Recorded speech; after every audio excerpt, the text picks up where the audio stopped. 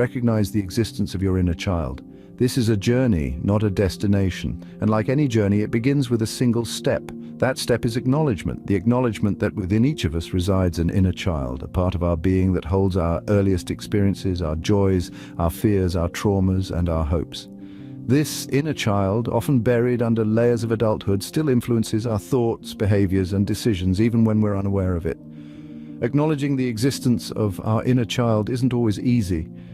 It can bring to the surface emotions we've long suppressed, memories we've tucked away in the recesses of our minds. But it's crucial, essential even, to the process of healing, because how can we heal what we don't recognize? How can we address the wounds we can't see? Acknowledgement is the act of bringing our inner child into the light of our conscious awareness. It's the process of turning inward, of looking beyond the surface of our adult selves and recognizing the child within. It's about saying to that child, I see you, I hear you, you matter. The importance of self-awareness in this process cannot be overstated. It's through self-awareness that we come to understand the ways our inner child influences our life. It's through self-awareness that we can begin to untangle the threads of our past from the tapestry of our present. And it's through self-awareness that we can start to rewrite the narratives that no longer serve us. This isn't a journey you have to embark on alone. There are many resources available, from therapists and counselors to books and online communities, all dedicated to helping you navigate the path of inner child healing. So, take a moment. Close your eyes. Take a deep breath and acknowledge the existence of your inner child. See them, hear them, honor them. Because in doing so, you honor yourself. You honor your journey. You honor your healing. Acknowledge your inner child. It is the first step towards healing. Once we acknowledge our inner child, we move to the next step, acceptance. Acceptance is not merely a word, it's a state of being. It's a space where we permit ourselves to see our past experiences and traumas as they truly are, not as we wish they were. It's about allowing our inner child to exist, to feel and to speak without judgment or suppression. Imagine for a moment you're standing in front of a mirror.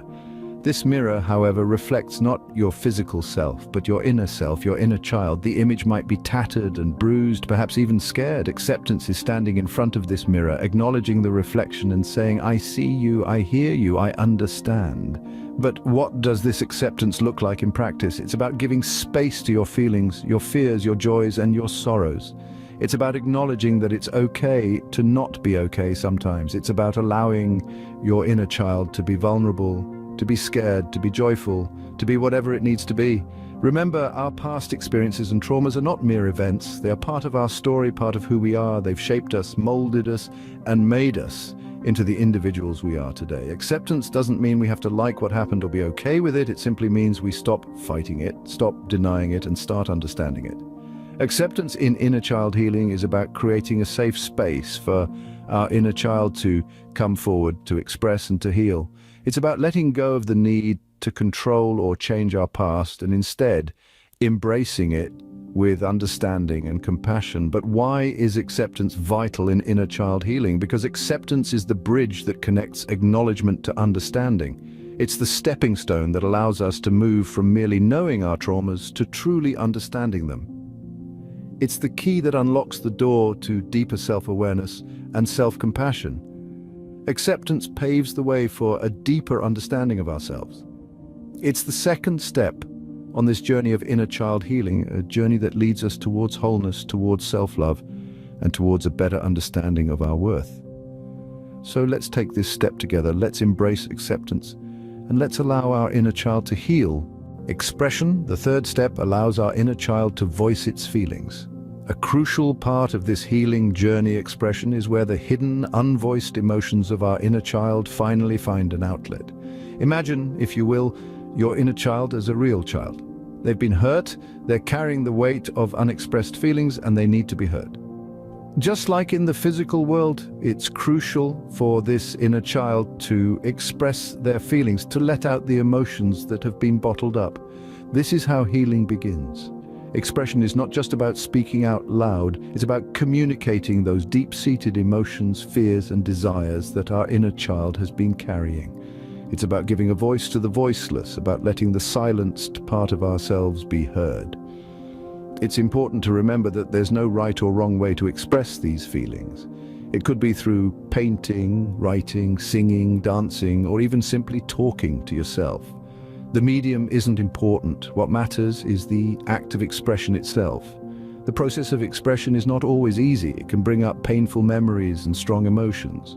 Yet it's through these moments of discomfort that true healing can occur. It's through facing these emotions head-on, rather than suppressing them, that we can start to heal our inner child. And the beauty of expression is that it's not a one-time thing. It's a continuous process where each day, each moment, offers an opportunity for our inner child to express itself, to let out those emotions that have been held back. So let's give our inner child the space to express. Let's allow it to voice its fears, its desires, its pain. Let's listen to it, validate its feelings, and in doing so, let's start the process of healing. Expression can be cathartic, offering a release from pent-up emotions. It's a vital step in healing our inner child, a step that brings us one step closer to self-awareness, self-love, and self-acceptance. Compassion, the fourth step, is about showing kindness to our inner child. The essence of compassion lies in understanding and empathy, especially towards that vulnerable, innocent part of us that may have been hurt or neglected. It's about acknowledging the pain of our inner child and offering it the care and love it may have been denied. This step is like a warm, gentle embrace, a soothing balm to the wounds of the past. It's about looking at our inner child with tenderness, saying, "I see you, I understand your pain, and I'm here for you." Compassion allows us to foster self-love, to care for ourselves with the same tenderness and understanding that we extend to others. It's a way of nurturing our spirit, of healing from the inside out. Remember, our inner child is not a burden or a source of shame. It's a part of us that needs our love and care. Compassion towards our inner child is a fundamental step towards healing. The fifth step in our journey is forgiveness, a powerful tool for healing. Forgiveness, it's a term we often hear, yet its depth and significance in the process of inner child healing is profound. It's not merely about pardoning others, it's an act of self-liberation. It's about freeing yourself from the chains of resentment, grudges, and pain that have been holding you back. Imagine carrying a heavy backpack while climbing a steep mountain. That's what holding on to past hurts and traumas feels like. They weigh you down, making your journey more challenging. Forgiveness is akin to unburdening yourself, letting go of that backpack, making your climb lighter, and the view at the top much more rewarding. But how do we forgive? It begins with understanding. Understand that people, including you, act based on their level of awareness, their experiences, their fears, and their insecurities. Everyone is fighting their battle, and sometimes they unknowingly inflict pain upon others. Understand that it's not about you, it's about them and their struggle. Once you've understood, you can start to forgive. You forgive not because they deserve forgiveness, but because you deserve peace. You forgive to heal, to grow, and to move forward. You forgive to liberate your inner child from the shackles of past traumas. Remember, forgiveness is not forgetting. It's remembering without anger. It's looking back at your past, not with resentment, but with the wisdom of understanding and compassion. It's recognizing that your past has shaped you, but doesn't define you. It's about taking control of your narrative and rewriting it with love, compassion, and forgiveness. Forgiving yourself is equally crucial. Forgive yourself for the mistakes you've made, for the times you've been less than perfect. Recognize that it's okay to be flawed, to stumble and to fall. It's a part of being human. Embrace your imperfections, for they make you unique. The journey of forgiveness may be challenging, it may bring up old wounds, but it's a journey worth taking. For in forgiveness we find freedom, peace, and healing. It allows us to let go of what was and embrace what can be. It enables us to heal our inner child and step into our true power. Forgiveness is the key to letting go and moving forward.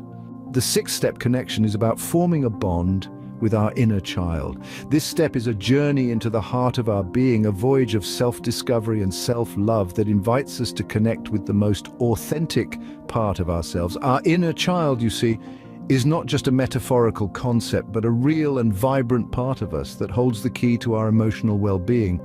It is the source of our joy, creativity, and spontaneity, but it can also be the wellspring of our fears, insecurities, and traumas.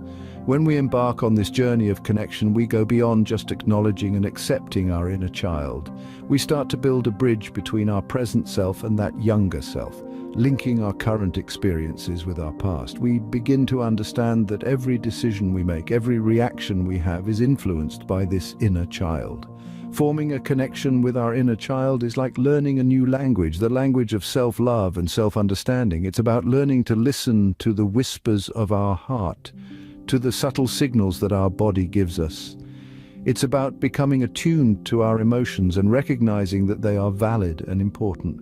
This connection is not a one-time event, but a continuous process. It's like watering a plant. It needs regular care and attention. It requires patience, kindness, and compassion. And just like a plant, this connection will grow and flourish over time, leading to a deeper understanding of ourselves, a greater sense of self-worth, and a profound feeling of inner peace. When we connect with our inner child, we connect with our true selves. We begin to see ourselves not as fragmented beings, but as whole and complete individuals. We start to realize that our worth is not dependent on external validation, but is inherent within us. Nurturing a connection with our inner child is a step towards holistic healing. It is a journey of love, acceptance, and understanding, a journey that leads us back to ourselves. The final step in our journey is integration, where we embrace our inner child as part of us. This is where the magic truly happens. By acknowledging, accepting, expressing, showing compassion, forgiving, and connecting with our inner child, we have prepared the ground for this crucial step. Integration is about welcoming the inner child into our daily lives, allowing it to coexist alongside our adult self. It's about accepting that our inner child's experiences and emotions are a part of who we are, not something to be hidden or dismissed. This step is about harmony. It's about balance. It's about understanding that our inner child and our adult self can and should live in symbiosis. By integrating, we create a more balanced and peaceful life for ourselves. We become whole. Remember, the journey doesn't end here. Integration is a continuous process, one that requires patience, love, and understanding. Integration is the final step towards inner child healing, leading to a more harmonious existence. We've journeyed through the 7 steps to heal our inner child spiritually.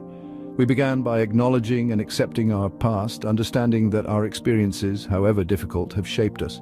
We then expressed our pain, allowing ourselves to feel, and in doing so, releasing the power it held over us.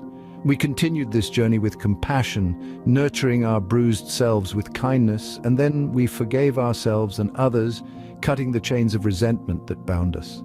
We connected with our inner child, listening to its whispers, understanding its fears and dreams.